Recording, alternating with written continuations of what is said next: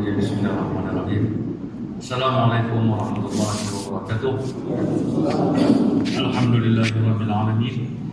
Wassalatu wassalamu ala asyrafil anbiya'i wal mursalin wa ala alihi wa ashabihi ajma'in. Amma ba'd. Ya ibadallah, ittaqullaha haqqa tuqatih wa la tamutunna illa wa antum muslimun. Rabbi shrah li sadri wa yassir li amri wahlul 'uqdatam min lisani yafqahu qawli. Amma ba'd. Alhamdulillah, syukur kepada Allah Subhanahu wa taala karena pada malam ini dengan izin Allah kita dapat bersama sekali lagi dalam majelis ilmu. Tapi kali ini bersempena dengan kita memperingati peristiwa Isra dan Mi'raj. Tadi Ustaz beritahu saya di umum tadi ya, dengan izin mengurusi masjid sampai jam 8. Nah, kalau saya akan ceramah sampai jam 8 ya. Jangan minta tambah ya. Nah. Baik, macam perempuan tu saya nampak macam padat. Boleh maju sikit, boleh. Ada masalah boleh maju. Itu macam mau sampai dinding sudah kesian.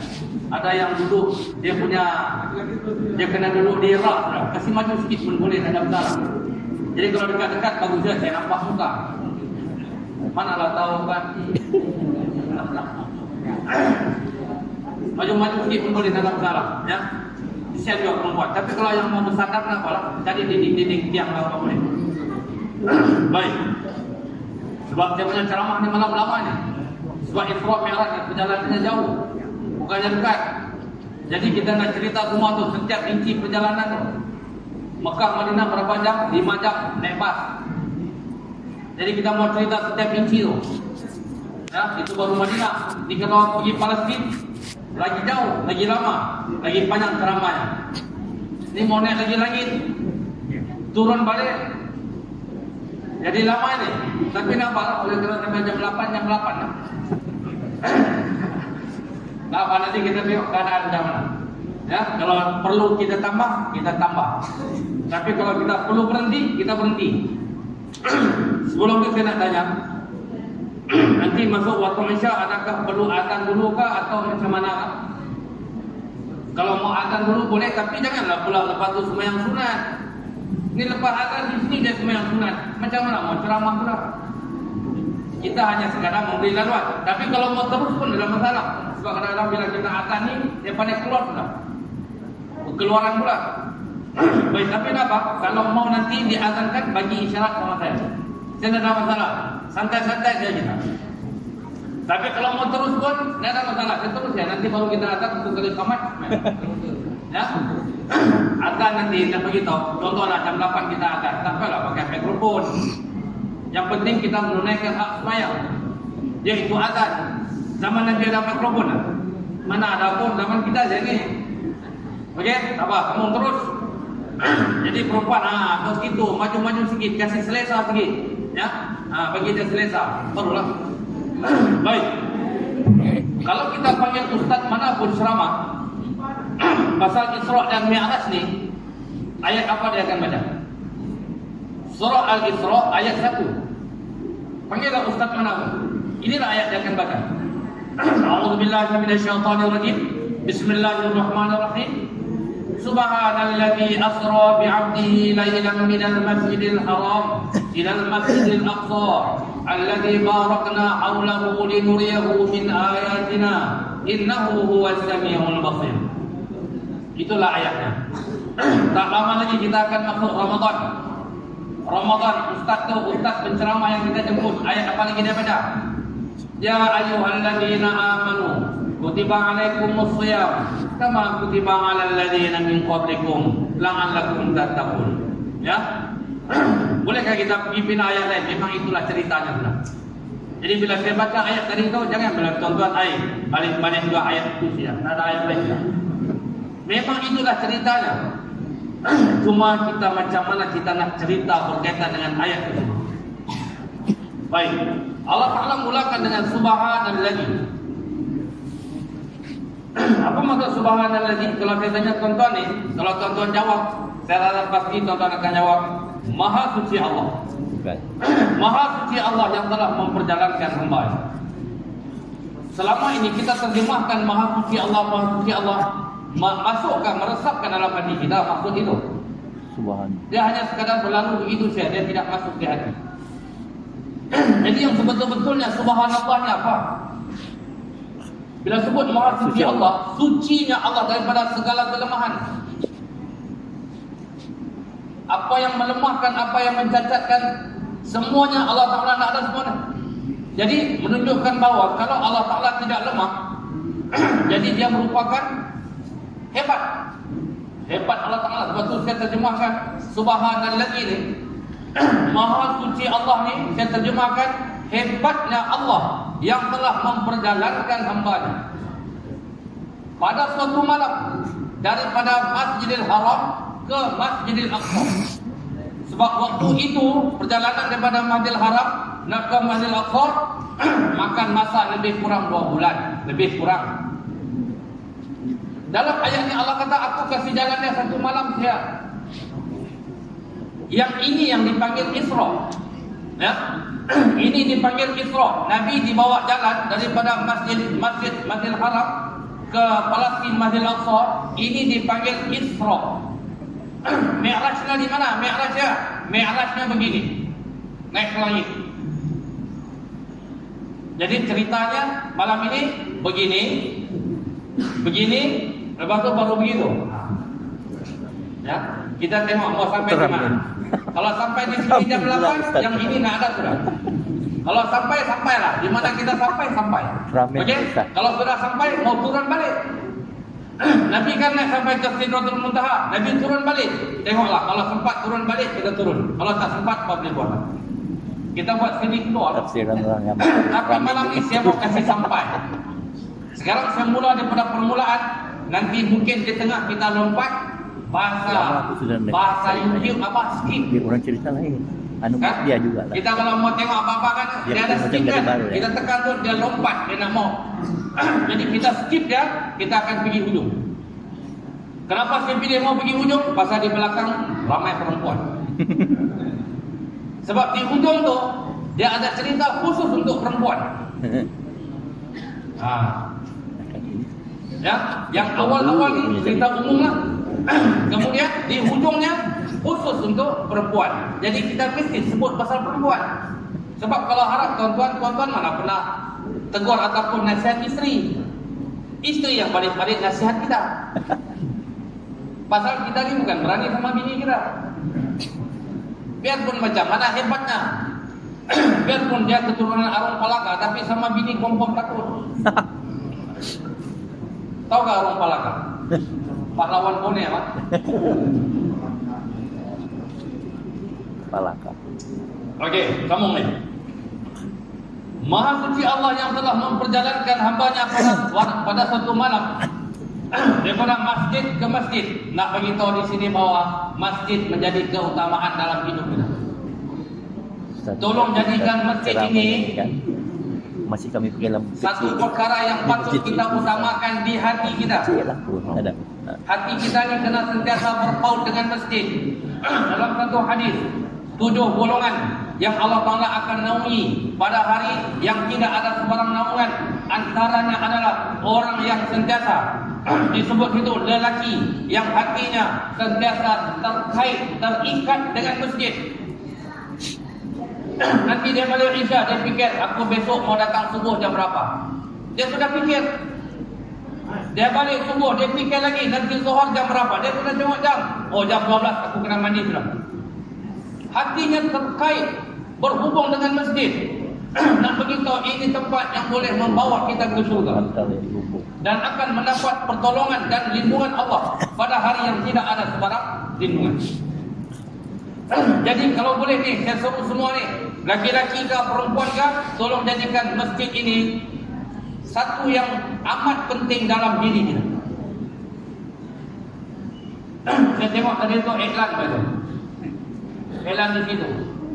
Mohon sumbang Quran supaya penuh rak. Jaga kalau penolak nak mengaji, awas. Dan saya ingin tambah saya. Mohon Quran terjemahan. Lama dah kita baca Quran ni, lama sudah. Bukan kita faham pun, Al-Fatihah pun kita tak faham. Baca Yasin ni daripada umur balik sampai sekarang. Daripada dulu jahiliah, dulu surat pendek, sekarang surat pakai jubah. Tak faham Orang Arab Yasin. sendiri pun dah tahu terjemahan. Kalau siapa nak sumbang, saya anjurkan, saya syorkan. Biar mahal nak apa-apa. Dia bilang, weh mahal apa? Apa lah beli satu sila. Nah, dia mau beli satu kompet. Orang Arabnya. Kalau memang sudah peruntukan begitu, bagus sikit. Yang penting bermanfaat. Baca Quran itu pun bermanfaat. Tapi kalau ada terjemahan, lebih bermanfaat. Mana tahu ada satu hamba Allah dia datang awal semayang. Jadi nak tahu dia tengok ada Quran terjemahan, dia ambil, dia duduk tengok, dia duduk belik, dia duduk cuba faham isikan dalam Quran, dapat pahala orang. Walaupun dia tidak baca dia punya ayat, tapi dia baca terjemahan, dia cuba nak faham, itu juga mendapat ganjaran pahala dan dikira sebagai amal soleh. Itu cadangan saya lah kepada mereka yang ada rezeki yang lebih. Ya, kita penuhi dengan Quran terjemahan. Surah Yasin saya rasa banyak surah baca. Yasin tak payah minta sunnah pun nak apa-apa. Pasal apa? Asal ada kematian, biasanya keluarga itu dia akan pergi panika. Dia akan beli Yasin banyak-banyak, hantar pergi masjid untuk arwah. Saya nak beritahu, sedekah yang paling kualiti waktu sihat. Sedekah yang paling berkualiti untuk diri kita waktu sihat. Waktu kita berkeinginan dengan harta tersebut, di situ dia. Lan tanalul birra hatta tunfiqu mimma tuhibbun. Sampai bila-bila pun tidak dinamakan kebaikan hingga kamu bagi yang kamu sayang. Yang kita sayang ni bila? Waktu sihat kan? Kalau kita sedekah waktu sakit, Nabi kata, seumpama kamu makan selepas kenyang. Makan sampai sini sudah. Ya? Inti karipak di sini sudah. Masuk ayat sampai di sini. Punya banyak dia makan. Dikasih lagi nasi berani, dia boleh makan ke tak boleh makan? Dia boleh makan lagi tapi nak sedap juga. Begitulah sedekah waktu sakit. Kalau sudah meninggal dunia, dah ada sudah habis sudah. Dah ada sudah. Boleh rodok surah Al-Munafiqun. Surah Al-Munafiqun beritahu, dah ada sudah. Sedekah selepas kematian. Ya, tapi yang kita amalkan anak-anak ini tanda dia sayang kepada bapak dia, pergi panika beli surah Yasin, letak di masjid dengan harapan orang baca. Dia punya niat tu bila orang baca tu mudah-mudahan bacaan-bacaan itu sampai kepada bapaknya. Mudah-mudahan Allah Taala itu Maha berkuasa, Maha luas rahmatnya, mudah-mudahan. Kita nak cakap tak sampai susah juga pasal niat anaknya begitu. Mungkin itulah rumah anaknya untuk bapaknya. Okey. Sambung balik masjid tadi. Sambung balik masjid. Tadi itu kita masjid sampai surah Yasin. Sekarang balik semula ke masjid. Dan oleh kerana masjid ini perlu menjadi satu keutamaan dalam kehidupan kita, harapan saya lah kepada mana-mana individu yang mengurus dan mengatur masjid, tolong jangan kunci masjid. Ni dia balik dia kunci, orang datang awal di luar. Saya nak beritahu banyak sudah masjid di Tawau ini yang dikunci. Bukan setakat kunci. Kalau kunci dalam okey lagi. Ini pakar utama pun dikunci dia, Pak. Macam dia punya rumah ni. Oleh kerana dia pengurusi, dia kuncinya pakar semua. Masuk tandas. Dia datang baru buka. Seolah-olah ini masjid bila dari ini pengurusi, macam ini rumahnya. Padahal bukan ada duitnya di rumah. Dan orang kampung semua sumbang. Tiba-tiba kita nak gunakan masjid, tidak boleh guna masjid. Terutama tandas. Ada satu masjid dulu, saya nak beritahu, tak mahu sebut tempat. Saya ni Allah kesian. Kita jauh perjalanan, mau terkencing. Takkanlah macam saya pakai jubah, mau kencing tepi jalan. Ngapkah? Ngapkah kalau macam saya ni berjubah begini, berdiri sekilas gerak. Turun kereta berjubah begini, angkat jubah. Baru kencing tepi jalan. Ngapkah tidak? Saya mau cari tandas. Tandas di mana? Pergi, takkan nak pergi rumah orang. Jadi kita cari masjid. Sampai masjid, Muhammad kunci. Ini stop ni mau keluar sudah ni. Kita ni bila masuk dalam masjid dikira mau, boleh sudah ni. Kunci semua. Faham tak? Tuan-tuan, saya pernah jalan daripada sana, dah ada tu mobil JJ. Masjid Terlupis. Masjid Terlupis dikunci pagar tu, Pak. Cuba tuan-tuan pergi dekat tiang pagar, semua bau pusing. Sebab orang semua ni niat sudah, masjid depan masjid. Orang ni buat kunci sampai turun kereta dari kunci. Badulilah dia bilang di situ dia bau pusing. Dia suruh bukalah.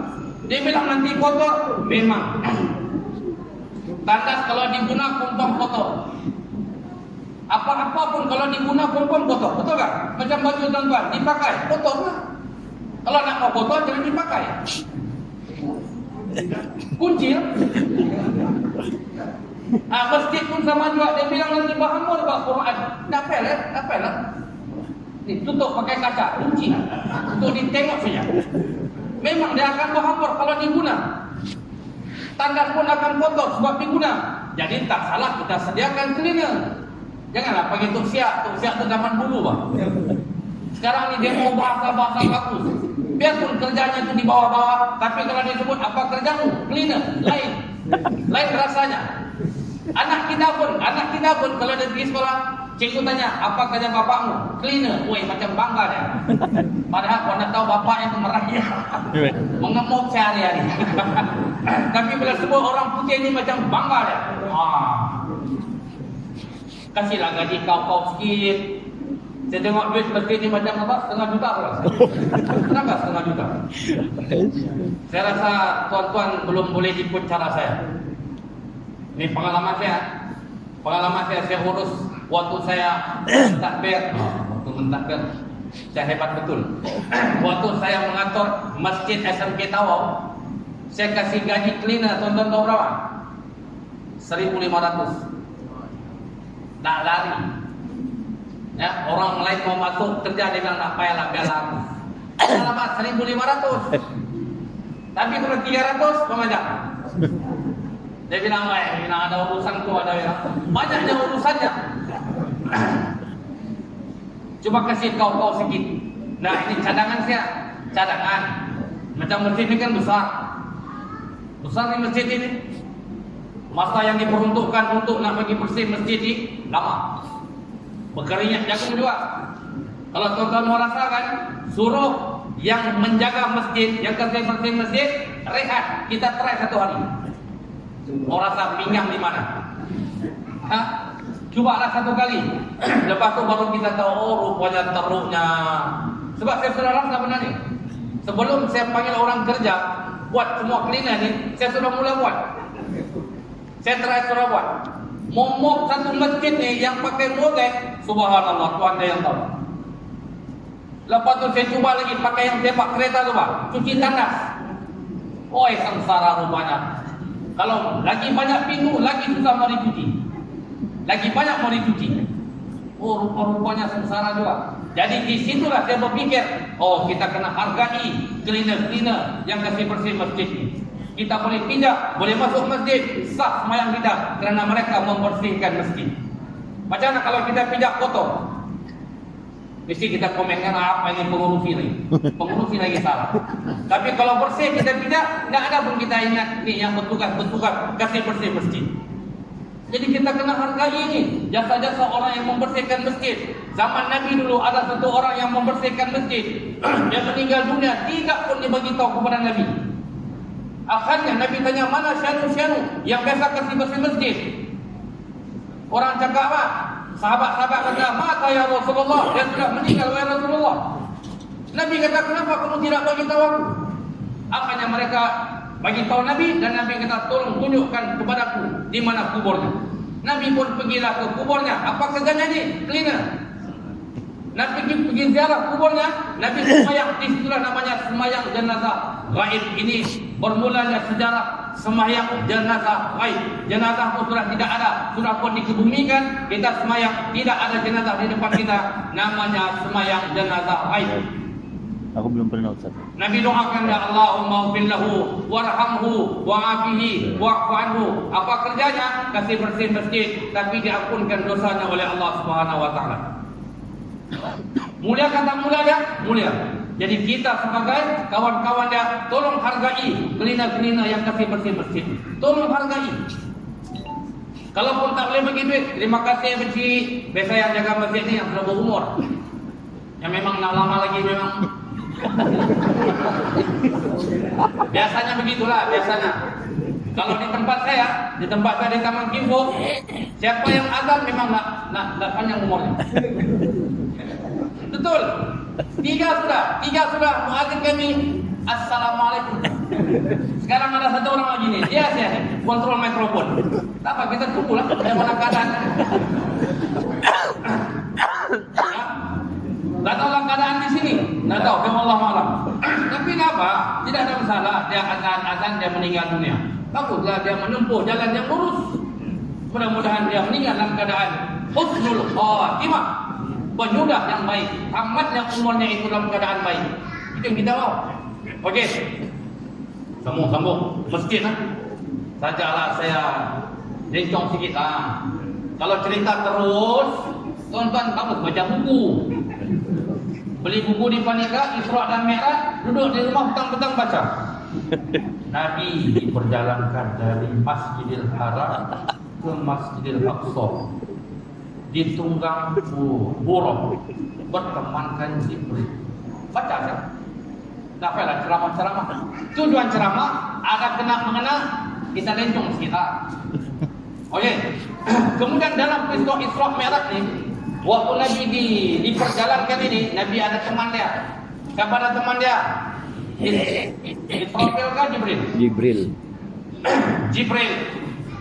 Jibril ni kerjanya menurunkan wahyu. Kemudian Jibril ni, inilah teman Nabi dan juga guru Nabi. Ada apa-apa dia akan tanya kepada Jibril. Nanti kita tengok beberapa dialog, kalau sempatlah. Ya, beberapa dialog Nabi dengan Jibril. Nabi tidak tahu, Nabi akan tanya kepada Jibril. Baik. Tuan-tuan pernah dengar tak cerita Jibril? Belum. Jibril, macam mana Jibril? Malam ni saya nak cerita pasal Jibril. Subhanallah. Hebatnya Allah yang telah memperjalankan hambanya. Dan Nabi ini pula diperjalankan, ada temannya yaitu Jibril. Dan dia menunggang buruk. Buruk pun saya tidak mau cerita, tuan-tuan pun tahu terang. Buruk ni dia punya kelajuan dia, dan lompat tu sekali mata dia hilang. Sebab tu Nabi boleh naik sampai ke langit atas dan Nabi boleh turun balik. Kenapa ingat tuan-tuan dekat dia? Jauhnya tu, tak pandang saya beritahu. Sekejap saya akan beritahu. Ya? Baik. Nak beritahu bahawa selesai semua perjalanan Isra Mi'raj ni, Nabi mengumpulkan banyak sahabat-sahabat dan juga orang-orang Mekah untuk menceritakan tentang pengalamannya dalam peristiwa Isra dan Mi'raj. Yang kita biasa dengar, bila Nabi balik, Nabi panggil semua orang kafir Quraisy di Mekah dan Nabi cerita pasal Isra dan Mi'raj. Semua tidak percaya kecuali seorang saja, yaitu Abu Bakar As-Siddiq. Sebab itu dia panggil As-Siddiq, sebab membenarkan kata-kata Nabi. Satu dia akan percaya. Yang lain semua cakap, wah enak kau. Yang ni kalau bahasa kita lah kan, bahasa kita. Contohlah Ustaz Syahir ni, dia pergi KK ni sekarang ni. Esok subuh dah balik di sini. Ustaz Syahir pun cakap, apa pun dari KK. Kita bilang semalam bukan kau dengan ceramah. Tak, memang kau dengan ceramah. Ustaz Muhammad semalam. Lepas kau pergi KK. Dan sekarang aku balik sudah. Dia bilang, betul kau Ustaz. Kau ni Ustaz kan malaikat sudah ni. Kita pun heran. Pasal kalau pun nak terbang, betul lah nak terbang tu 40 minit, 50 minit. Tapi jadual penerbangan mana ada jam 10 malam. Kalaupun ada 10 malam sampai, mana ada jam 4 pagi dapat terbang pergi ke Tawau. Dia kena tunggu juga 7 pagi. Nah, jadi tak masuk akal. Inilah Isra Mi'raj, tak masuk akal. Itu yang biasa kita dengar. Malam ini saya nak beritahu kisah-kisah yang jarang kita dengar. Kan, pasal kita pun baru mula berkenalan. Jadi saya nak cerita benda-benda yang tak pernah kita dengar. Baik, di antara yang Nabi ceritakan kepada sahabatnya, pengalaman Isra dan Mi'raj ni, di antaranya, Nabi naik ke langit. Nabi naik ke langit. Dan Nabi pernah tanya, naik langit ni jauh ke dekat? Tuan-tuan agak dekat ke jauh lagi? Nampak macam dekat kan? Mana jauh lah, Datuk ke langit? Ha? Kecil ke jauh, langit ke jauh? Ha. Mana jauh? Langit ni Kalau saya jawab langit. Sebab saya sudah jumpa hadis ni. Ya. Nabi bila dah selesai Isra Mi'raj, Nabi panggil sahabat-sahabatnya, Nabi cerita. Hal tadruna ma bu'da ma baina as-sama'i wal ard. Tadi bunyi tet tet tet. Isya ke tuan? 7:29 kan? Ni saya baru mau mula ni ceramah ni. Boleh. Ni baru saya mau mula ceramah. Tadi tu baru mula saja. Tarik tuan-tuan supaya ini kan Ustaz Muhammad. Sekarang baru mau mula ceramah Isra Mi'raj. Nabi tanya para sahabat, kamu tahu apa tidak jarak antara langit dengan bumi ini? Kata para sahabat, la nadri, kami tidak tahu wahai Rasulullah. Faqala, lalu Nabi jawab, inna bu'da ma bainahuma, jarak antara keduanya langit dengan bumi ini, imma wahidatun aw sintani aw salatun wa sab'una sanah. 71 atau 72 atau 73 tahun perjalanan. Allahu Akbar. Masya-Allah. Hebat kata hebat Allah. Ni kalau kita nak jalan ni, saya nak beritahu. Tuan pengurusi berapa umur sekarang? 60, belum sampai langit. Kalaupun boleh berjalan dulu, belum sampai. Tak jahit, lebih kurang begitulah. Belum sampai. Jadi berapa? 80 sudah, limpas. Kalau 80 limpas sudah.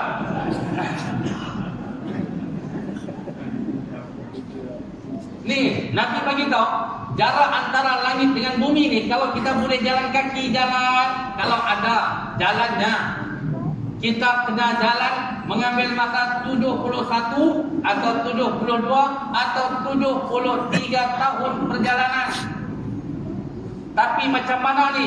Nabi tadi ni Mekah pergi Palestin yang sepatutnya 2 bulan, sepatutnya 2 bulan. Ni campur lagi ni 71 tahun. Tapi Nabi diperjalankan 1 malam selesai. Sebab itulah ayat ini bermula dengan subhanallahi, hebatnya Allah yang telah memperjalankan hambanya dengan jarak yang begitu jauh, yang lamanya perjalanan, tetapi Allah Ta'ala mampu untuk menyingkatkan perjalanan Nabi. Dan di situ pula banyak pula peristiwa-peristiwa yang Nabi lalui. Nah, itulah yang dikatakan subhanallahi, hebatnya Allah. Okey, sambung lagi. Nabi terangkan lagi, Nabi ceritakan lagi pengalamannya. Summas sama fawqaha, kemudian langit yang ada di atas langit. Kadzalik, macam tu juga jauhnya.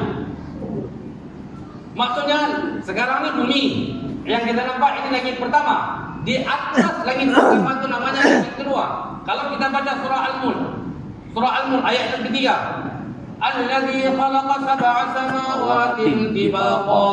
Dialah Allah yang menjadikan langit itu 7 lapis. Jadi jarak antara satu langit ke satu langit, Nabi kata kadzalik, demikianlah juga macam bumi dengan langit. Allahu Akbar. 71 tahun lagi kalau mau naik lagi. Sebab itu Allah Ta'ala sebut subhanallazi. Jadi bila kita dengar cerita Isra Mi'raj ni, kita kena sebut subhanallah. Subhanallah tu hadirkan dalam hati, hebatnya Allah. Dengar lagi cerita subhanallah, hebatnya Engkau ya Allah. Ini bila kita dengar cerita hebat-hebat, nanti kita tengok mau sebut subhanallah kan, mau sebut nanti kita tengok, memang tengok mulut tuan-tuan nanti. Siapa ada memang saya tunjuk terus. Hati-hati teman-teman. Okey, sambung lagi. Dan Nabi kata lagi, hatta adda sab'a samawat, hinggalah bilangan langit yang ketujuh. Begitulah juga langit satu, langit dua, 71 tahun. Langit dua nak pergi langit tiga, 71 tahun. Langit tiga nak pergi langit empat, 71. Sampailah ke langit yang ketujuh. Ui, malang-malang. Subhanallah. Hebat Allah Ta'ala. Subhanallah. Baru 6. Ya. Okey, sambung lagi. Belum lagi cerita. Summa fawqa as-sabi'ah. Kemudian Nabi kata di atas langit yang 7 itu bahrun, ada lautan. Allahu, Masya Allah. Subhanallah. Baina asfalihi wa a'la mithlu ma baina as-sama ila as-sama. Dia punya dasar lautan tersebut nak sampai ke permukaannya itu, Nabi kata umpama macam tadi langit ke langit. Allah. Kedalamannya itu macam langit ke langit. Maksudnya kalau kita ni pandai menyelam, kita turun selam itu 71 tahun. Kalau meninggal, di sana lagi kita meninggal. Naik balik 142 tahun. Agak-agak waktu itu masih remaja kali. Kali timbul-timbul putih sudah. Tapi semua sudah tidak ada apa-apa. Ya, dalamnya lautan itu macam langit ke langit. Nabi yang sebut, bukan saya sebut. Jangan pula tuan-tuan bilang, betulkah cerita ni? Ini ada juga kadang-kadang orang. Ini saya tahu tuan-tuan ni pandai-pandai semua ni. Ini bidang sahih kan juga itu. Betul ke itu hadis? Ya. Dari dulu ya. Kalau nak mau percaya baliklah. Cerita Isra Mi'raj ni, kita tak perlu kaji, kita tak perlu apa. Dengar, yakin, percaya, sudah. Kalau kita tak mau yakin, tidak mau percaya, kita macam Abu Jahal saja. Abu Jahal percaya ke tidak Isra Mi'raj? Mana dia percaya, dia ketawa saja sama Nabi. Yang percaya hanya Abu Bakar saja. Satu orang saja yang boleh percaya. Waktu itu.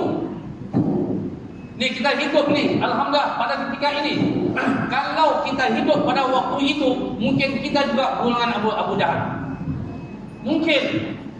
Sebab ini cerita yang tak masuk akal. Kita ni, biasa kita nak sebut ya atau tidak, ni kita berdasarkan kepada akal kita yang lemah. Okey, sambung lagi. Summa fawqa dhalik, kemudian di atas lautan tu lagi. Ni makin jauh ni. Di atas lautan tu lagi ada 8 malaikat. Awal yang rupanya Nabi sebut seakan-akan kambing. Malaikat ini rupanya seakan-akan kambing. Nak bagi kita faham. Dan Nabi kata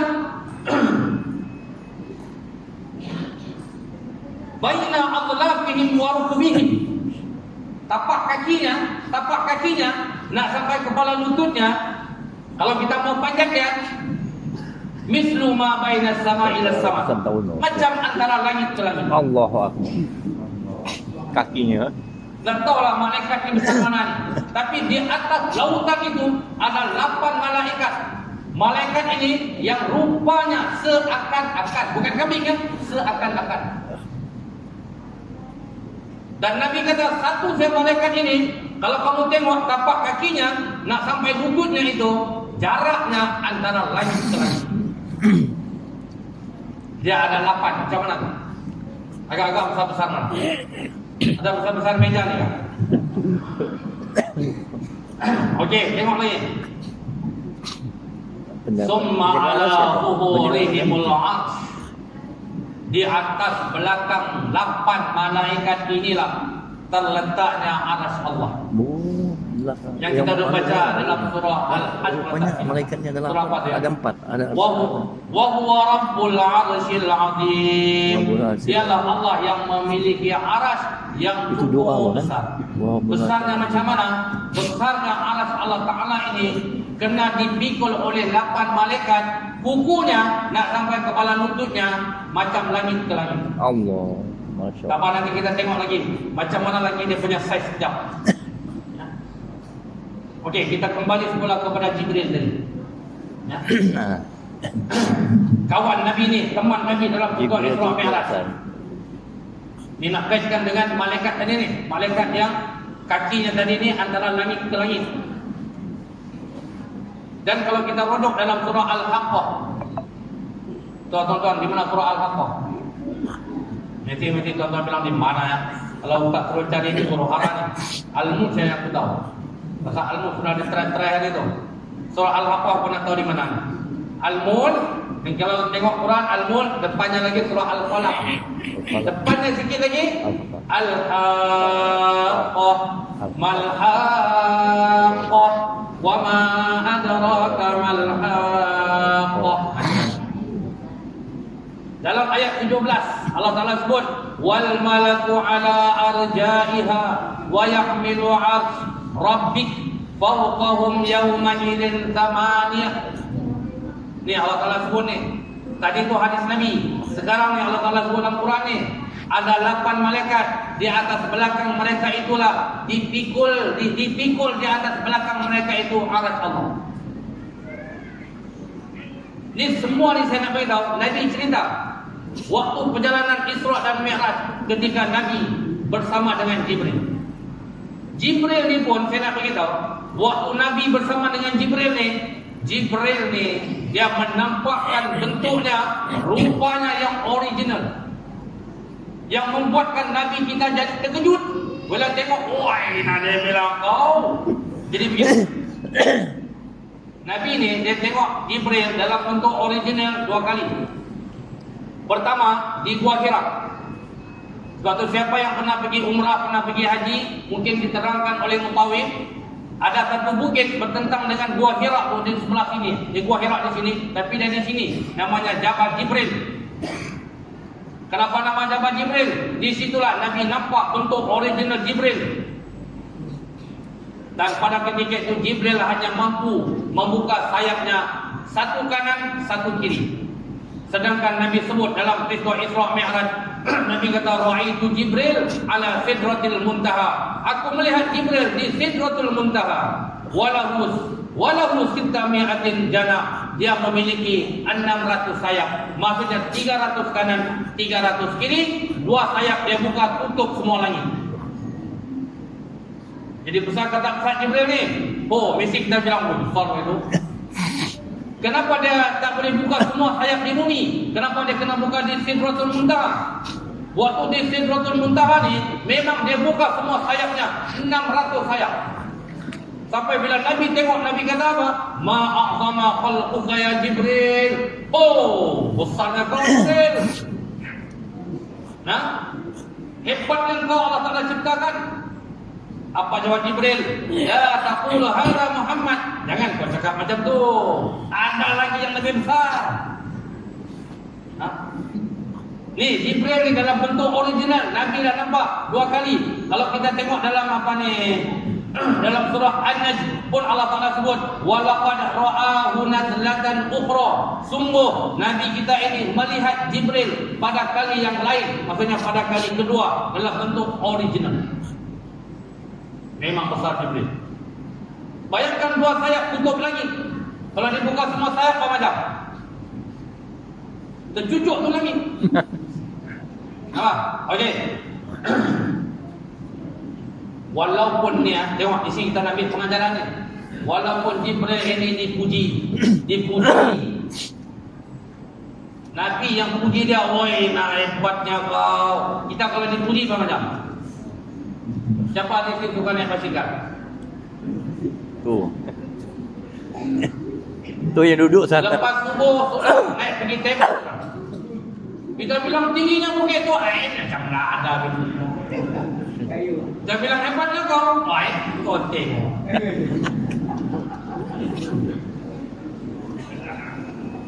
Apa? Kita ni kalau ada sedikit kelebihan, orang puji kita, biasanya akan keluar kumpaunya itu. Macam ibu-ibu kita ni kan, kalau dia pandai masak, kalau orang puji, siapa masak hari ni? Nak payah orang kasih tahu, dia yang mengaku tu. Mana yang mana satu? Ya itu, oh aku lah itu. Sedapnya aja, woi memang kalau aku.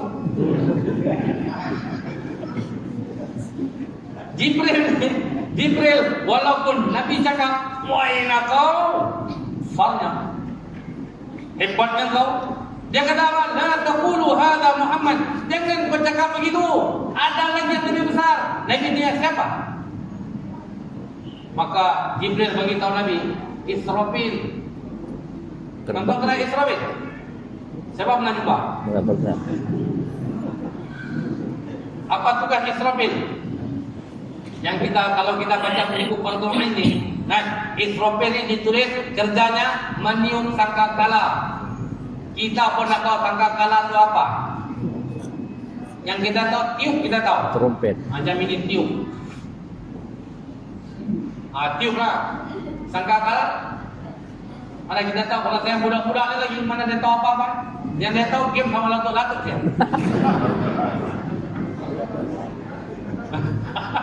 Budak-budak sekarang, kan? Baik, Jibril teruskan lagi ceritanya. Setelah ditanya oleh Nabi kita, maka Jibril beritahu Israfil itu dia ada 600 sayap sebelah kanan, 600 sayap sebelah kiri. Jibril tadi 300 kanan, 300 kiri. Dia buka 2 sayap, langit semua tutup. Dia boleh buka 600 sayap di Sidratul Muntaha. Tengok tuan-tuan, kenapa di Sidratul Muntaha dia boleh buka? Kenapa di langit, di bumi dia tak boleh buka? Sebab Nabi buat satu perumpamaan. Nabi pernah tanya para sahabat, kamu tahukah luasnya Sidratul Muntaha dibandingkan dengan bumi? Nabi kata, kalau kamu tengok padang pasir yang luas. Ni siapa yang pernah pergi umrah, singgah di Dubai, contohlah. Kemudian daripada Dubai terbang mau pergi Jeddah atau Madinah, siang hari dalam penerbangan kalau kita tengok di bawah padang pasir, ya Allah ya Tuhan, punyalah luas, seluas-luasnya. Memang luas. Dan Nabi kata, kau ambil cincin yang ada di tanganmu. Kau ambil cincin yang ada di tanganmu, kau lempar di padang pasir itu. Cincin itulah bumi, padang pasir yang luas itulah Sidratul Muntaha. Allah. Inilah cerita Isra Mi'raj.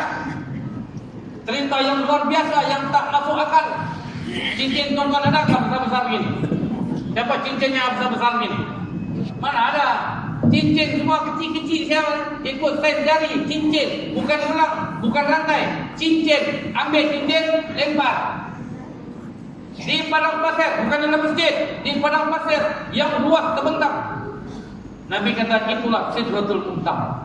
Waktu Jibril boleh buka semua sayap luas. Macam kapal terbang, bolehkah landing depan masjid? Bolehlah, tapi yang dolikan berhabur lah. Boleh dia landing dengan salah, tapi mulai balik tak tahu lah macam mana. Ya? Dia kena landing di airport. Pasal apa? Airport tu luas. Ngam lagi KLIA lagi luas. Dia turun tu nak tarik brake pun ada masalah itu. Dia turun tu melajak kata jauh sampai berhenti begitu dia. Kalau airport kita ya lah turun dia. Syukurlah kalau sampai ngam-ngam. Kalau dia terlajak sikit, saya rasa semua membaca. Kan kita kalau naik kapal terbang kan, kalau naik kapal terbang yang tak pandai mengaji pun pandai mengaji kalau mau jatuh. Ya, terbiasa. Tak tahulah kalau tuan-tuan, tapi kalau saya kalau sudah bluk. Macam-macam saya baca. Pernah satu kali memang mau jatuh sudah. Memang boy, huru-hara sudah dalam kapal terbang ni. Berbunyi semua orang, berteriak sudah. Di situlah dia keluar semua ayat. Betul. Macam-macam ya. Qul huwallah ni jangan cerita lah. Balik-balik qul huwallah, mengucap asyhadu an la ilaha illallah wa asyhadu anna muhammadar rasulullah. Macam-macam apa lagi? Subhanallahi wa bihamdihi, subhanallahil azim, astaghfirullah, Allahumma lakal hamdu, bika amantu wa ala rasulika afdaltu bi rahmatika ya arhamar rahimin. Semua doa keluar. Banyak doa buka puasa. Baca juga. Salah paling mau mati juga kan? Okey. Sambung balik cerita Nabi tadi ni. Jam berapa sudah? Nah. Lagi 13 minit. Entah sampai di mana saya pun tak tahu lagi. Awak kita tengok keadaan kamu. Ya? Kalau tengok muka tonton mau lagi sambung. Tapi kalau tuan-tuan balik-balik tengok jam-jam, ada 3 orang di belakang. Dia berhenti ya. Tak bisa. Kan? Okey, sambung ni. Israfil tadi ini dia ada 600 kanan, 600 kiri, jadi 1200. Kata Jibril kepada Nabi, sekiranya aku membuka sayapku sebanyak 600 ini, aku buka semua ini, yang kau tadi sebut besarnya aku ni, aku hanya mampu bernaung di bawah satu sayap Israfil. Allahu Akbar. Masya Allah. Maksudnya sebesar-besar Jibril itu baru saiznya sama dengan satu sayap Israfil. Israfil ini tugasnya ialah mengkiamatkan dunia ini. Emang enggak dia besar? Sebab dia mau kasih kiamat dunia ini. Dialah yang nanti akan goyang bumi ini. Air laut itu dia akan tolak di Indonesia apa? Besar enggak? Ni macam sekarang ni kita suruh semut tuang botol ni, boleh tak? Kita panggil semut, sini kau, tolong kau tuang botol. Mana dia boleh? Pasal dia kecil. Kita punya kata boleh tuang, boleh, tak ada masalah tuang. Boleh, pasal apa? Saya besar. Ngaplah. Malaikat Israfil ni besar tuan-tuan. Sebab itu bila kiamat ni, bila Allah kata, okey, kasih hancur semua. Wa takunul jibalu kal ahnil manfud. Manusia semua berselerak, berterbang semua macam belalang. Wa takunul jibalu kal ahnil manfud. Bukit bukau, batu itu jadi habuk dengan tiupan malaikat Israfil. Bayangkan dia punya tiup kuatnya macam mana itu. Wallahu a'lam. Ya, dan sekarang lah kalau saya tiup tisu ni kan, boleh ini tak masalah. Bergerak ni. Pasal apa? Saya kuat. Cuba saya tiup ni, saya tiup cawan. Kalau bergerak ni, tuan-tuan perlu takut sama saya. Kalau bergerak lah, kalau tak bergerak macam biasa juga. Nah kan, biasalah kita sadar. Nak kuat dah. Cuma kumpau saja. Okey. Sambung lagi. Bila Nabi sebut tentang kehebatan Israfil ini, yang kita besarnya, Allahu Akbar, kita tadi sebut. Lalu Nabi kata apa? Ma'a'zama khalquka ya Israfil wa aina fassana Israfil. Tengok Jibril kata apa lagi? La taqulu hadha Muhammad. Jangan kau cakap begitu. Ada lagi yang lebih besar daripada Israfil. Nabi kita tanya, apa? Siapa dia? Ini yang tadi ni, malaikat hamalatul arsh. Malaikat yang memikul arsy Allah tadi ni, yang kepala lututnya dengan tapak kakinya itu antara langit ke langit. Dia punya sayap dia macam mana? Ni tadi Israfil dia ada 1200 sayap. Israfil 600 sayap Jibril sama dengan satu sayap Israfil. Israfil ada 1200 sayap. Dia pernah tahu besar mana sudah? Kemudian Israfil yang ada 1200 sayap, kalau dia buka semua sayapnya 1200, kata Jibril, dia hanya mampu berteduh di bawah sayap satu sayap malaikat hamalatul arsh. Allah, Masya Allah. Dah tahu kita pun nak boleh tengok, nak boleh kalau kita cuma akal kita tak sampai untuk kita fikir. Memang betul, dah pernah dengar. Saya pun dah tahu lah besar macam mana malaikat ini. Kemudian ada 8 malaikat ini dalam surah Al-Haqqah tadi disebut, ada 8 malaikat, dan di atas belakang malaikat inilah terletaknya arsy Allah. Dan malaikat hamalatul arsh ini dia juga memiliki 1200 sayap. Bukan satu sayap, 1200 juga sayap, tapi dia punya saiz satu sayap sama dengan semua sayap Israfil. Besarnya macam mana? Allahu a'lam. Hanya Allah Ta'ala saja yang mengetahui keadaan hakikat sebenarnya. Sebab itulah Isra' Mi'raj ini dimulakan dengan Subhanalladzi, hebatnya Allah yang telah memperjalankan hamba.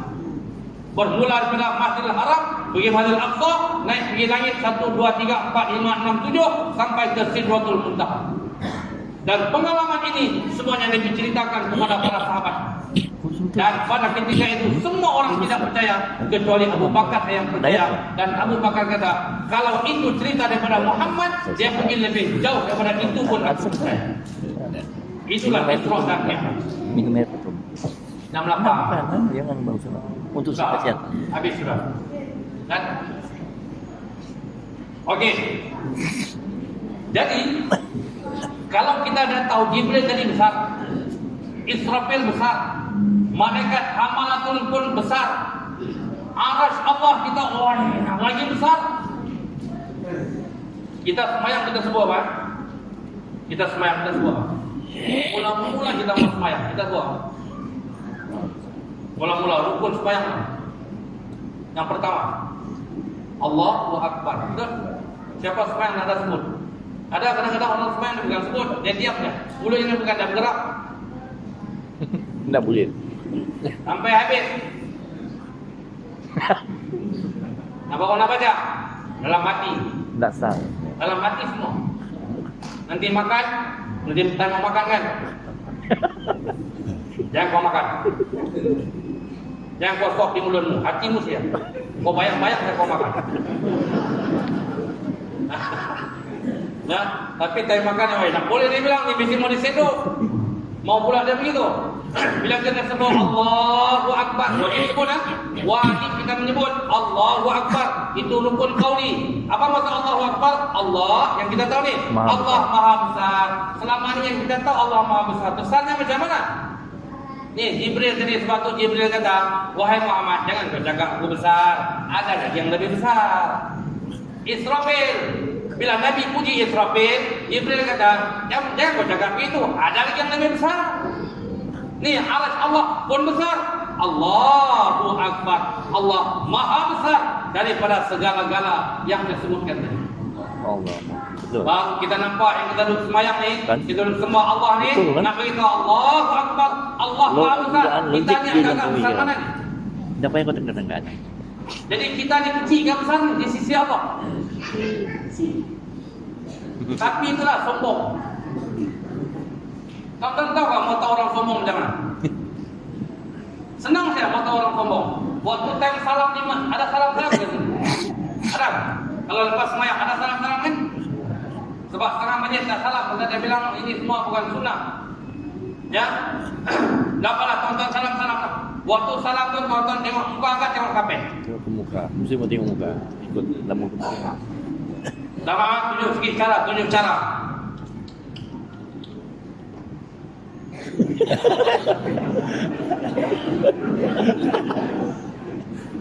Pusing balik, tengok sini lah.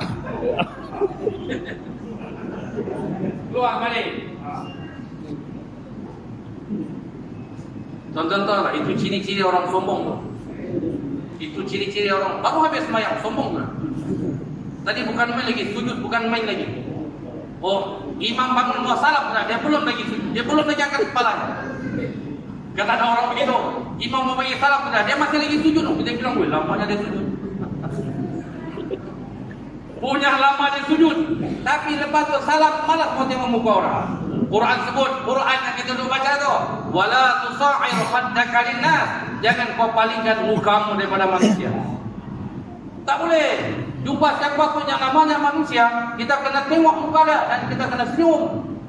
Ni kalau kawan, oh okey kau. Kalau kawan, kalau nak dikenal, buat nak tahu dia. Salam dia tapi tak boleh. Quran sebut dia bukan kira siapa, namanya manusia, kita kena tengok, kita kena senyum. Soal orang balas senyum itu terpulang kepada dia. Tapi tanggungjawab kita adalah tengok muka orang, tolong senyum. Saya berapa kali telah saya kena. Kadang-kadang orang pakai jubah macam saya, pakai serban lagi. Saya senyum sama dia, dia tengok saya, nak buat nak tahu saya. Saya ni perhabis saya senyum. Dia bilang, weh, kau pakai serban sunnah, kau pakai jubah sunnah, senyum kau nak mau. Macam seolah-olah dia tengok saya ni kan, siapa kau? Kan? Ini kadang-kadang sebab kita rasa kita hebat. Ni kita ni nak beritahu ni, kadang-kadang kita kalau boleh sudah pakai jubah, boleh pakai serban sudah, ada lagi kain rida. Tahu tak kain rida? Namanya ada sahabat kita sana. Tak pakai, terus, senyum terus je. Jangan ada begitu. Oh ya, kalau sudah begitu, ada lagi tasbih di tangan. Orang bagi salam pun nama jawab salah salam. Pasal nak sama-sama dia label. Ngam lagi yang bagi salam tu celana pendek. Surya nak pandai putus. Celana pendek, baju sini baju pilihan raya. Surya di sini dia. Nama yang gambar. Dia tengok, Kenapa senyum? Jangan senyum. Nah, jangan sombong pasal kita ni kecil saya di sisi Allah. Kita bukan besar mana pun, kecil saya ni. Tapi itulah kelemahan kita ni, sombong dengan apa yang kita ada. Padahal yang kita dapat ni, saya nak minta semuanya dengan izin Allah. Kita kayakah kita apakah semua dengan izin Allah? Orang yang kaya raya itu, Allah kata wa atainahu minal kunuz, kamilah yang telah memberikan kepadanya limpahan harta yang cukup banyak. Orang yang kaya itu, yang dia sombong dengan hartanya. Di tuan-tuan baru ada 10 ekar kelapa sawit, boy, sombong tu dah. Kelapa sawitnya 10 ekar, ada lari makan. Tapi kalau tengok riset jualan bulan-bulan 50 tan. Pasal dia ada helak sama besi loading. Maghrib pandai dia pusing.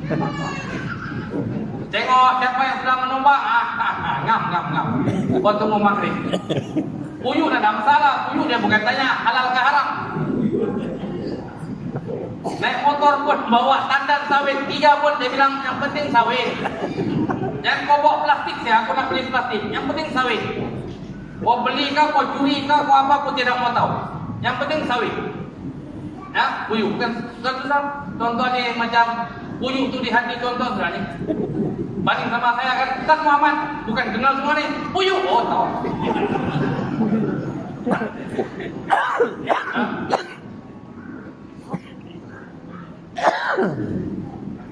Jadi apa macam? Terus habis. Macam semalam saya pergi ceramah di Sempurna, dia bagi peluang sama saya, dia bilang dari ustaz saja, walaupun jam 12 kami tunggu. Betul, sebenarnya saya ceramah di Sempurna. Ya, saya bilang boleh saya ceramah biar sampai jam 12 tidak ada masalah. Soalnya saya lapar, saya bilang.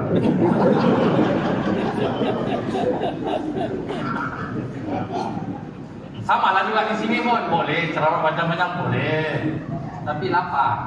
Pasal saya tengok tu mau hidang tadi, belum lagi adan hidang sudah. Punya kata orang kota ibu-ibu ni, kan? Memang begitulah ibu-ibu ni. Apapun terima kasihlah tadi ya, menyediakan semua juara, siap semua sudah. Tinggal untuk kita ni laki-laki ni ngap ya. Itu pun dah makan peri pun ngomel lagi. Nah, jangan komen, makan je lah kalau mau makan. Okey. Tadi saya janji, sekarang kita sudah naik di atas ni. Okey. Kalau saya cerita pada semayang ni, semayang saya bisa cerita boleh pergi 2 jam. Mau jam? Terus. Nama lagi kita pergi ujung lah. Pergi ujung. Ya. Kalau cerita pada semayang ni bukan apa, semayang ni kita kebanyakan kita tahu sudah, paham sudah. Kalau saya cerita Nabi terima 50, dia bilang tahu sudah aku. Dia nanti kurang-kurang nih, kurang jadi 5. Tahu sudah aku itu. Tahu cuma disebut. Ustaz mana pun datang sebelum ni mungkin itulah disebut. Kita sudah tahu. Sekarang kita pergi ujung sudah. Pergi ujung. Saya pun buka. Saya ceramah bawa file. Minta maaf saya lah. Mungkin ada tak puas hati. Saya keluar ceramah, saya bawa file. Nih. Ini baru 4 surat saya baca tadi. Ada lagi banyak lagi nih. Kalau mau selesai boleh. Kalau mau dikasih selesai sampai di ujung boleh dalam salah. Semua ni cerita pasal nih Isra dan Mi'raj ya. File ini khas untuk Isra Mi'raj. Segala hadis, segala ayat yang saya jumpa berkaitan dengan Isra Mi'raj, semua saya kumpul dalam satu file ini. Kalau tuan-tuan mau cerita apa, semua ada di sini. Maksud saya bukan topik ceramah sekarang, yang penting ini saya ada. Kalau tidak ada ini baru harta jual saya. Nah. Okey, ni kepada ustaz-ustaz yang ada saya nak beritahu, jangan malu kita bawa nota kalau nak ceramah. Ya, ni kadang-kadang setengah ustaz ni malu takut dicakap nak pandai. Jadi dia bawa nota sikit ya, tu kertas begini ya. Dia lepas agak dalam poket. Ujung-ujung lupa. Tengok ini lupa lagi. Orang pun menengok, wah ustaz ni mau sampai Isya pun wah jam berapa macam mana. Kita rasa nampak mau sampai Isya. Masalah apa? Balik-balik sangkut. Dia pun tidak mau bawa nota. Kalau saya dah ada manusia memang saya bawa, tak ada masalah. Kalau perlu saya ambil Quran, saya ambil Quran ni, saya buka di sini. Apa mau malu? Kita nak kongsi ilmu dia. Dia pun bukan pandai. Yang tuan-tuan rasa macam saya pandai kan? Ingat saya pandai, saya bukan pandai. Dengan izin Allah lah, Allah Ta'ala izinkan saya boleh sampaikan apa yang saya sampaikan pada malam. Okey, sambung lagi. Ini kita pergi ujung lah, pergi ujung. Okey. Di ujung-ujung sudah Nabi mau balik sekarang. Bila Nabi mau balik, Nabi dibawa menjenguk syurga dan neraka. Itu saya sebut tadi ni. Kena sebut jawab yang hujung ni. Pasal di belakang tu ramai. Ini cerita hujung saya. Macam mau kena berdiri mesti. Biar dia nampak. Sama orang saya berdiri pula. Okey. Walaupun disediakan kursi. Baik, di hujung-hujung tu dah, bila Nabi nak balik, dah selesai nak semayang semua, dah dapat 50 waktu jadi 5, maka Nabi pun dibawa oleh Jibril tadi ni menjenguk ke dalam surga dan neraka. Sebelum Nabi menjenguk ni, Nabi kata, "Fara'aitu lailata usriya bi maktuban ala babil jannah." Dalam perjalanan Isra dan Mi'raj tu Nabi kata, aku dapat melihat ada satu tulisan di pintu syurga. Ni hadis ni jarang kita jumpa ni. Saya rujuk ni dalam tafsir Al-Munir, Nabi ceritakan bahawa dia nampak ada satu tulisan di pintu syurga. Apa tulisannya? As-sadaqatu bi'ashri amthaliha. Sedekah 10 kali ganda pahala. Wal qardu, bagi hutang. Bukan minta hutang, bagi orang hutang. Orang datang jumpa kita, "Ji, boleh tak aku pinjam kau?" "Berapa?" "Dah lah banyak, 10 siaran." "10 apa?" "Okey." Ya kan tadi 10 ringgit, rupanya 10.000. Haji ni pun bilang, agak kau fikir aku bank tak? Kalau Haji nak ada 10 K, berapa-berapa lah. Yang penting K lah. Ya. Aku nak mau RM-nya, aku mau di belakang itu K tu. Kalau pun 1 K lah, 1.000. Jelah Haji bilang kenapa? Bilang mau bayar? Nantilah 2 minggu lagi. Agak-agak dia bayar ke tidak? 2 minggu lagi dia boleh bayar ke tidak? Belum tahu lagi 2 tahun. Jadi tertulis di pintu syurga ini, memberi hutang itu pahalanya bisa 18 kali ganda. Sedekah 10 kali ganda. Bagi hutang orang 18 kali. Faqultu li Jibril, tengok ini dialog Nabi. Nabi tanya Jibril. Nabi kata, "Ma bal qardi afdalu min as-sadaqah." Kenapa bagi hutang orang lebih afdal daripada sedekah? Qala, kata Jibril, "Li'anna as-sa'il yas'alu wa 'indah." Orang yang kita bagi sedekah, yang dia minta sedekah, kita bagi sedekah, Nabi kata dia masih ada lagi. Dia masih ada lagi stoknya. Wal mustaqrid, adapun orang yang minta hutang, la yastaqridu illa min hajatin. Dia tidak akan minta kecuali dia ada hajat besar. Contohlah macam kita ni lah kan.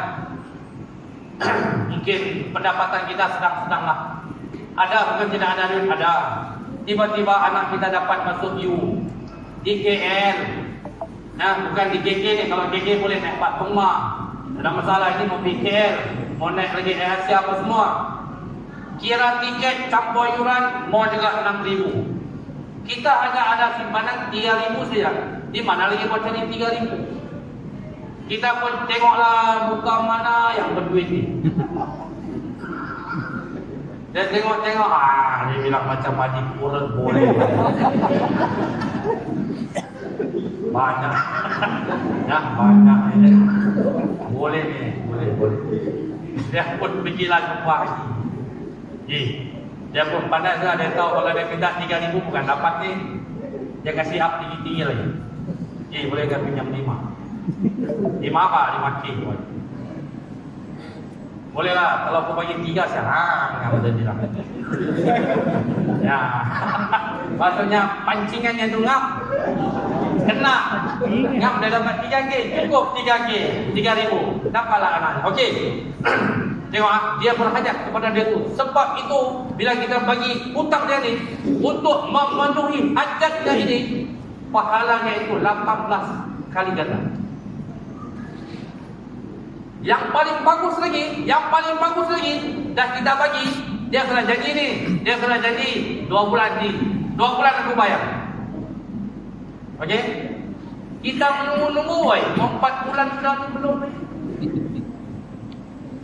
Ngam-ngam kita jumpa dia pun kira mau lari. Biasa. Kita berpanggil, sini kau dulu. Kita belum bercakap, dia akan cakap apa? Minta maaf ya. Bukan ku tidak mau bayar. Belum kita tanya nih. Anda sudah jawab banyak. Bukan ku tidak mau bayar, tapi aku perlu duit banyak. Tenang kau ni. Ada duit ku bayar. Tidak, dulu kau bilang 2 bulan. Sekarang sudah 4 bulan. Tidak, nanti kalau ada ku bayar. Memang kalau ada ku bayar, tapi soalnya kau belum bayar. Baik, waktu itu kalau kita memaafkan dia dan menghalalkan dia, itulah yang terbaik. Mampu?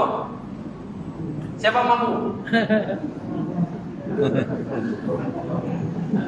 Kalau siapa mampu, saya nak bagi tahu, itulah yang terbaik sekali untuk dirinya, bukan untuk yang hutang tu. Untuk diri yang memberi hutang ni, ya Allah, dia sudah membuat satu pelaburan yang begitu hebat di sisi Allah. Dia melepaskan beban saudaranya. Ni sampai kawannya ni sampai malu sudah ni. Malu dengan bini, malu dengan anak, kata hutang duit orang. Bini pun balik-balik dengan, sudah kau bayar kan? Lama macam mana mau bayar, beras pun nak lepas.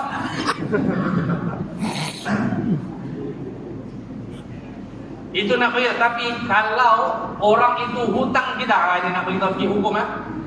Ada hadis, kalau orang itu hutang kita, yang tadi ini dia hutang tapi dia tidak mampu, dan memang kita tahu, memang dia tidak mampu bayar. Kita tengok kehidupannya pun kita tahu. Kalau kita maafkan dia terbaik.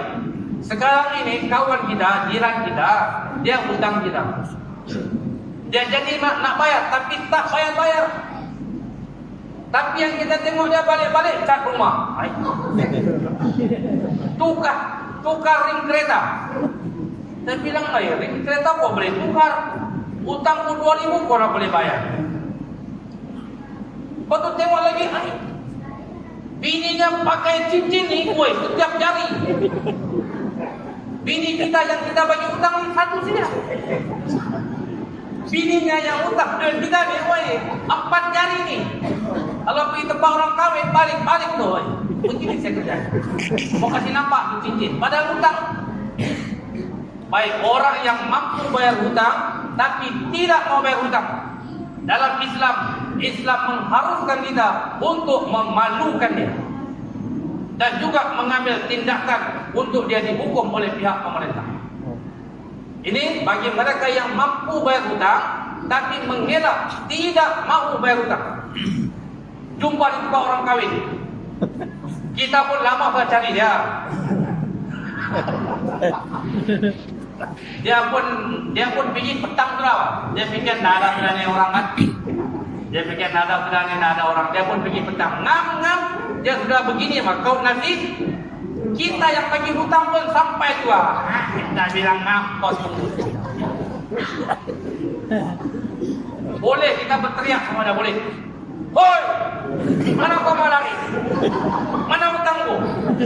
Boleh kita memalukan dia. Diharuskan bagi mereka yang mampu bayar hutang tapi tidak mau bayar. Ya. Tapi kalau yang tadi itu yang ngam-ngam teriak, ya, yang tak mampu bayar hutang jangan dimalukan. Tapi ini yang mampu bayar, hidupnya mewah tapi hutang tidak mau bayar. Islam mengharuskan untuk kita malukan dia di khalayak ramai. Mau bergaya saya kerjanya, tapi hutang saya kerja. Ya, itu hukum gitu. Okey, kamu ini. Alang-alang malakan setengah lah, Pak. Senang cerita 8,5 lah, Pak. 1 jam setengah baru ngap. Sebab saya tahu sudah envelope tu berapa, saya sudah tahu. Kalau kau pendek macam saya pun nak puas hati juga. Nah, jadi alang-alang biar ngam sama envelope tu. Itu sudah biasa sudah, tahu sudah saya. Bukan saya mau menadu, tapi mau dikasih juga saya ambil lah. Duit betul, ditolak-tolak macam mana pun kom punya. Pernah kami pergi taman saya ni ada tahun bila itu sebelum PKP lagi, malam raya tu kami ziarah-ziarah lah taman kami ni. Kemudian kami masuk salah satu rumah ni semua orang kaya, memang kaya. Jadi kan dia bukan bagi duit ni untuk budak-budak dia. Diam kau. Anak siapa ni? Diam. Anak saya lagi. Bila kami masuk rumah orang kaya ni, dia bukan bagi duit untuk budak-budak, sama kami pun dia bagi. Ni nak bagi duit ni, kuasa duit. Kemudian yang beliau-beliau ni menolak. Nak payahlah kau. Nak payah. Balik-balik dia kesah. Iyalah. Duit begitu. Biar macam mana menolak. Masuk juga. Bagus terus terang-terang. Macam tu. Satu kali lah. Selesai masalah. Kan? Baik, selepas itu. Nabi kata, aku dapat menengok dalam surga. Wattala'tu fil jannah. Aku dapat tengok dalam surga. Fara'aitu aksara ahliha. Aku lihat dalam surga itu kebanyakannya al-fuqara, orang-orang susah. Orang susah kebanyakan dalam surga. Sebab bila dia nak masuk surga, di antara dia mudah masuk surga sebab kurang pertanyaan untuk dia. Apa mau ditanya? Apa mau ditanya? Yang dia ada gerobak sia. Selipar pun Muhammad. Selipar pun dia berjalan tu, mau bocor sudah selipar. Dia punya tali tu, tali selipar tu berikat pada dia bawa pakai paku supaya nak terlepas. Motor dah ada, basikal pun ada, gerobak saja ada. Itu pun gerobak lepas modify, tercabut sana modify lagi. Tak ada duit. Ada dia makan, tak ada apa boleh buat. Masjid Melangkuman mesti sampai dia. Ni, Maulid Rasul, Isra Mi'raj, muka dia duluan. Tak salah tak dia tahu pun ada makan. Ya. Kalau macam, contohlah kalau di sini, kalau di tempat saya hari Jumat ada makan-makan. Lepas sembahyang Jumat, dia ada kan? Ada ke orang hantar makan? Belum ada lagi. Kalau di bandar sekarang banyak sudah. Di bandar sekarang ni sudah menjadi amalan. Kalau dulu buah pisang saja. Dulu pisang saja. Okey lah, itu satu benda yang baik. Sekarang ni banyak sudah yang tapau makanan. Sebab tu kalau saya khutbah Jumat di bandar, saya suka pesan walaupun ada teks, tapi saya tambah. Saya bilang makanan yang disediakan itu untuk jamaah masjid, jangan dibawa balik banyak-banyak. Ini siapa yang duluan keluar, bukan alang-alang begini balik. Saya bilang disediakan itu bukan untuk orang ma'amat, orang di rumahmu, bukan untuk anakmu, bukan untuk binimu, untuk semua jamaah masjid yang datang sembahyang. Jangan dulu bawa balik. Tapi kalau semua sudah makan, ada lebih, silakan. Ini enggak, dia keluar duluan. Dia bilang, anakku 3, bini 4. Jadi yang belakang duluan ni, terutama imam lah. Imam mana boleh keluar awal. Habis sudah assalamualaikum, salam kan. Wah, kena sembahyang sunat lagi. Kalau kita keluar ambil makanan, orang bilang, terlampau ya imam. Jadi anak imam mau keluar sembahyang sunat. Waktu sembahyang sunat tu dia mesti berfikir, ada kah lagi? Sampai dia berdiri, dia cermin tu kan, macam satu orang 4, 3. Macam tak ada sudah. Memang tak ada, memang tidak ada. Pasal dia mau balik di rumah. Ya. Jadi okey, pendekkan cerita dalam surga ini ramai orang-orang yang susah. Bukan semua ya, bukan semua, tapi kebanyakan penghuni surga adalah orang-orang yang susah. Orang kaya pun boleh masuk. Saya nak beritahu, bukan bermaksud bila sebut hal ini, semua kena jadi miskin baru boleh masuk surga. Tidak. Kalau kita kaya, kita tidak sombong. Dengan kaya kita boleh tolong orang. Dengan kaya kita sedekah. Dengan kaya kita boleh buat macam-macam kebaikan. Ambillah kekayaan itu. Itulah dia kebaikan untuk kita dapat di hari akhirat. Teruskan. Ya, kalau miskin pun balik-balik curi bateri lori. Jumpa buah 2 tandan pun pergi puyuh. Wah, ya, ini miskin, tapi itulah neraka itu. Ini siapa yang susah tapi pantang jumpa buah kelapa sawit macam dia punya sudah. Ingat, itu neraka itu. Ini yang sabar, orang susah yang sabar. Baik, Nabi pergi sebelah, Jibril bawa lagi Muhammad sudah, surga sudah. Sekarang tengok di sebelah lagi. Nabi tengok di sebelah neraka. Nabi tengok di neraka, Nabi kata wattala'tu finnar, aku sempat menjenguk ke dalam neraka. Fara'aitu aktsara ahliha, aku lihat dalam neraka kebanyakan penghuni, bukan semua, kebanyakannya adalah perempuan-perempuan. Balik saya sampai di bumi ini, Nabi panggil semua perempuan. Nabi nak ingatkan perempuan, tanda Nabi sayang kepada perempuan. Nabi kata apa? Ya ma'syaral nisa, wahai perempuan-perempuan, tasaddaqna, bersedekahlah kamu. Nah, yang pertama Nabi kata apa? Bersedekahlah kamu wahai perempuan-perempuan. Wa aktsirna minal istighfar, dan perbanyakkan istighfar. Dua benda yang kita boleh buat senang saja. Istighfar dalam kereta boleh, di dapur boleh, di rumah boleh, di mana-mana boleh istighfar. Sedekah pun sama juga. Sedekah bukan mesti di masjid. Kita jumpa budak sedekah gula-gula pun boleh.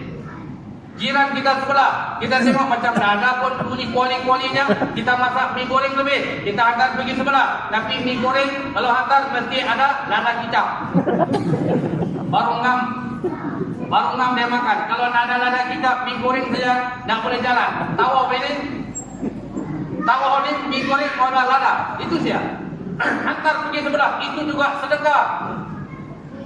Nabi kata kepada perempuan, banyakkan sedekah. Ini dah asal banyak duit, banyak kapawainya. Banyak duit, banyak emasnya. Banyak duitnya, banyak giacomonya. Tuan-tuan tahu tak giacomo? Orang laki-laki mana dah tahu giacomo? Di pinggan, ni mau air raya ni. Pinggan, cawan, yang cantik-cantik ni, yang ada jenama. Antaranya, itulah jenama giacomo.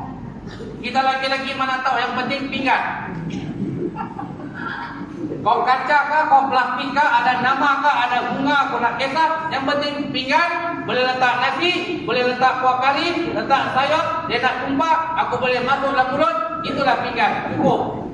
Perempuan mana dia mau begitu? Saya pernah tetamu saya datang, kan? Tahu lah kita laki-laki, kawan-kawan kita pun laki-laki. Macam mana kita hidang air? Memang air saya bikin, tapi mau ambil cawan tu, siapa begitu saya cawan. Tak? Pegang saya begitu, pegang satu jam, minum kau. Kalau bini kita mau kau begitu? Tak, dia mau talam, dia mau tapaknya. Kemudian tapaknya sama cawannya mesti sama bunga. Kalau kita laki-laki mana dia fikir bunga, yang penting cawan kau boleh minum sudah. Jak tubun. Kalau kita ni yang penting jak boleh kacau air sirap, jadi sudah. Perempuan tak boleh kena bunga tadi, bunga kecil. Ini jak pun mau bunga kecil tu. Baru angkat pakai talam lagi. Siapa minum pakai tapak itu, piring kecil itu? Siapa minum pakai piring? Tak ada pun. Tapi tengok telitinya perempuan itu. Jadi perempuan ni biasa kalau dia ada duit, dia suka beli yang begitu. Sebab tu bila tengok dalam surah Al-Waqiah, perempuan kalau dia masuk surga, dalam surga nanti ni Allah Ta'ala sediakan kepada dia mangkuk pinggan. Tak betul. Tonton buka surah Al-Waqiah kalau tidak percaya. Ya betul. Tonton buka surah Al-Waqiah, Allah Ta'ala sediakan bi'akwabin wa abari wa ka'sin min ma'in, mangkuk pinggan yang boleh mengisi air-air Arab dalamnya. Nampak? Untuk apa ni? Untuk perempuan tak? Untuk kita? Wa hurun 'ain. Untuk laki-laki ni Allah Ta'ala sediakan bidadari. Pasal apa? Di dunia ni gila mau kahwin tapi tak tercapai. Maka berdoa, ya Allah, bukalah hati istriku, ya Allah. Di Mekah ni setiap penjuru Kaabah, ya Allah.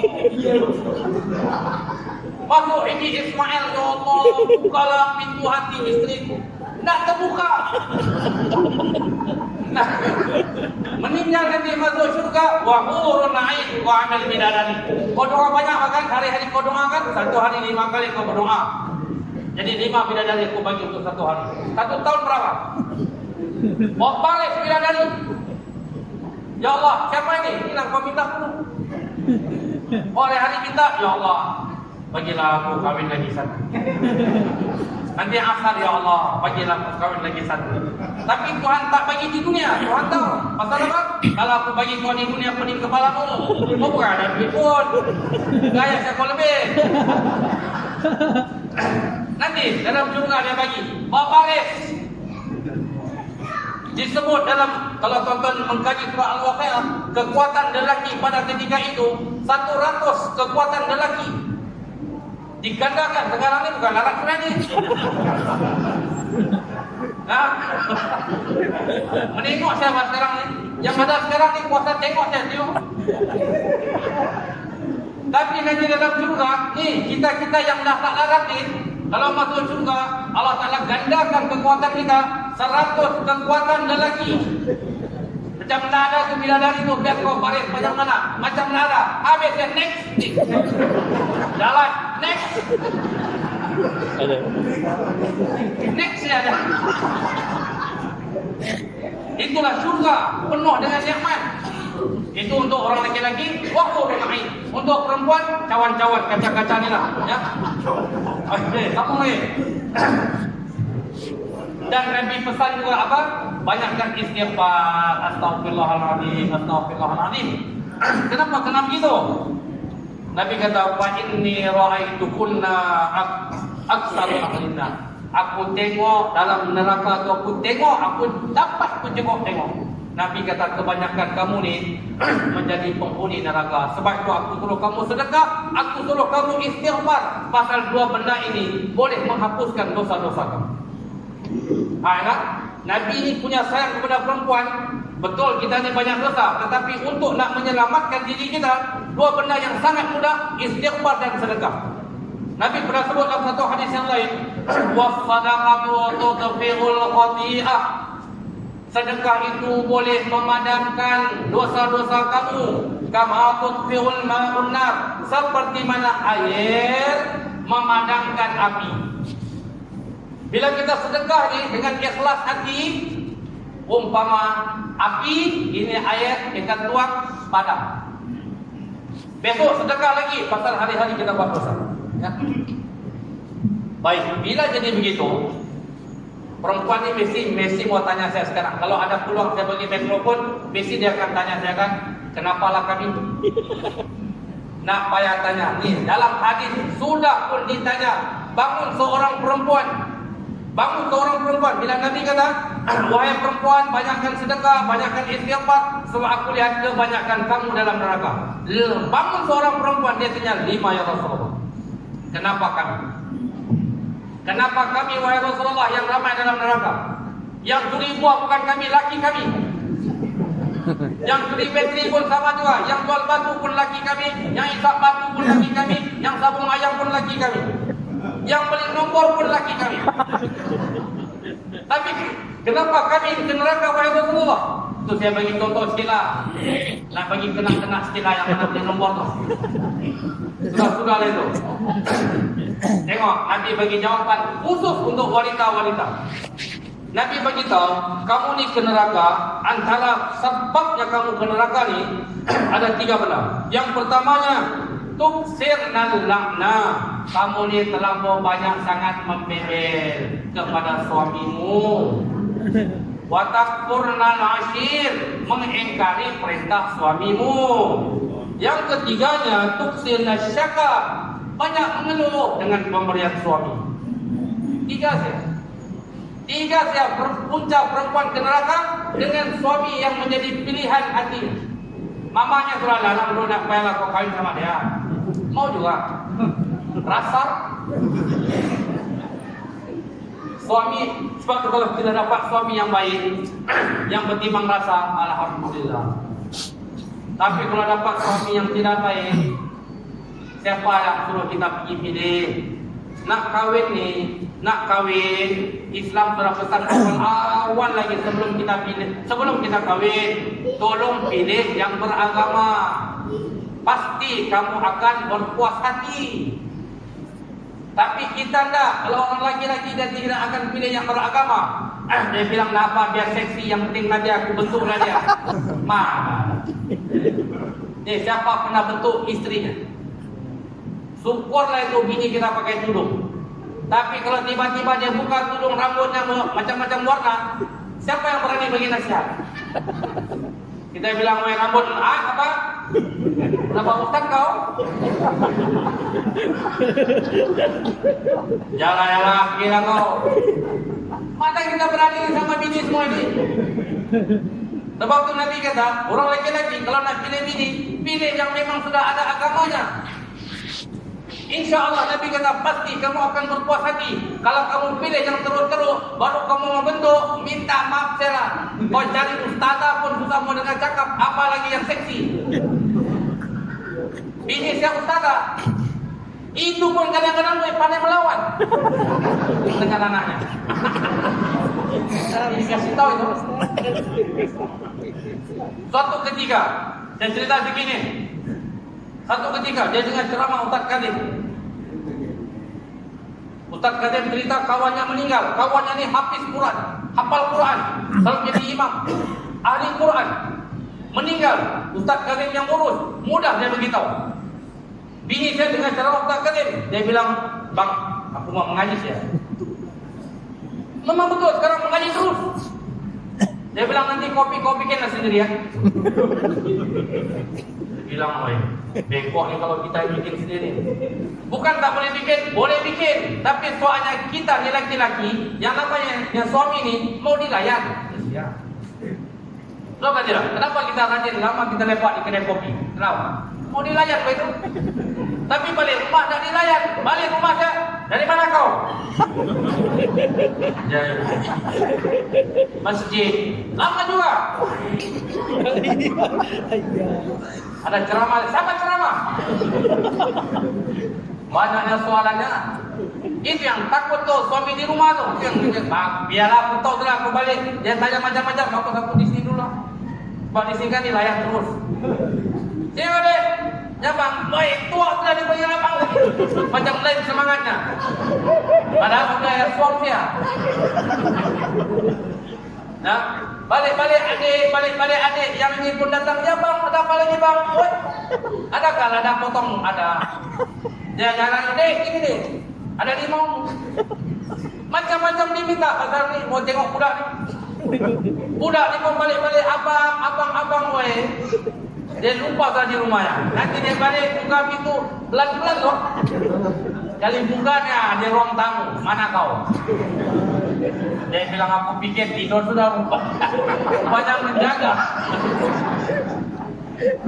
Ya, jadi kalau boleh istri ni kan, kalau boleh jangan sampai menakutkan. Nah, istri saya tadi ni, boleh kerana dia mau baca Quran saya, dia mau baca Quran saya dia bilang. Dia nak mau bikin kopi saya sudah.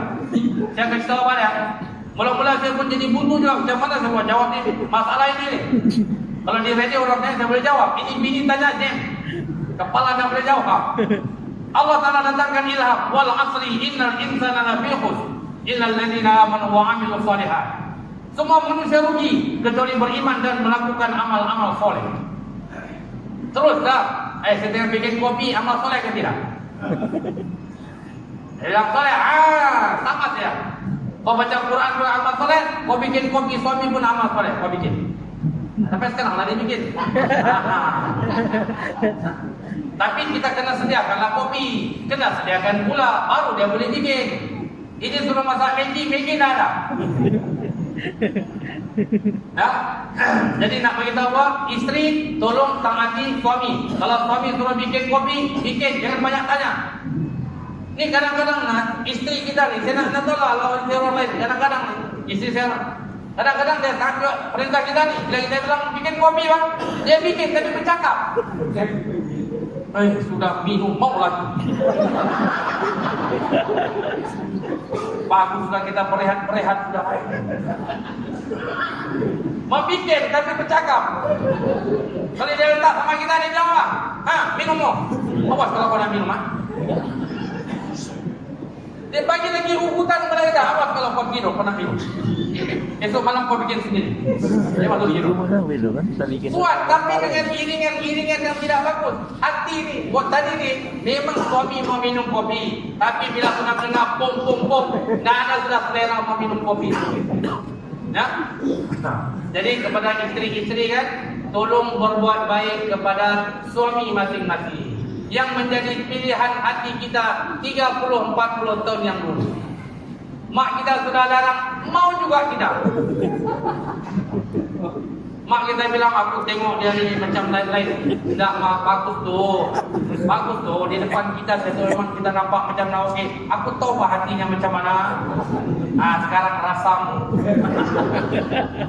Ya, jadi kepada isteri-isteri yang mana sudah ada suami, tolong berbuat baik kepada suami. Kenapa? Kenapa kita kena lebihkan suami? Sebab Nabi kata, woi, lebih sudah masak.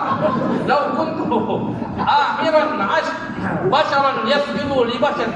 Nabi kata, kalaulah manusia itu boleh sujud kepada manusia, la amartul mar'ata an tasjuda li zawjiha.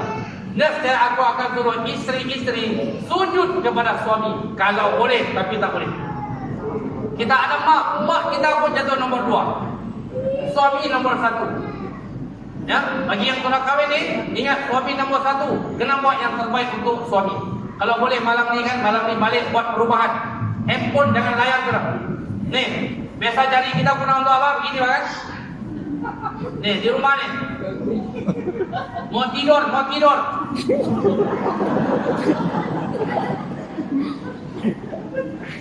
Balik malam ni kalau boleh kan, handphone ni jangan kacau.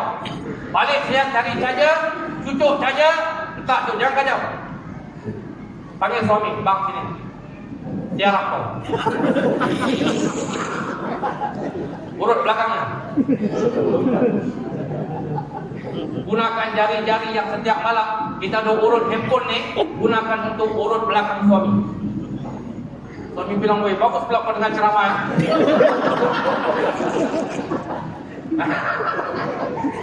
Jadi cukup perkara yang dulu 8.30 sudah. Dia 5 sudah 3 minit lagi. Jadi insyaAllah kita jumpa lagi. Aku qauli hadza astaghfirullahaladzim. Assalamualaikum warahmatullahi wabarakatuh. Waalaikumsalam.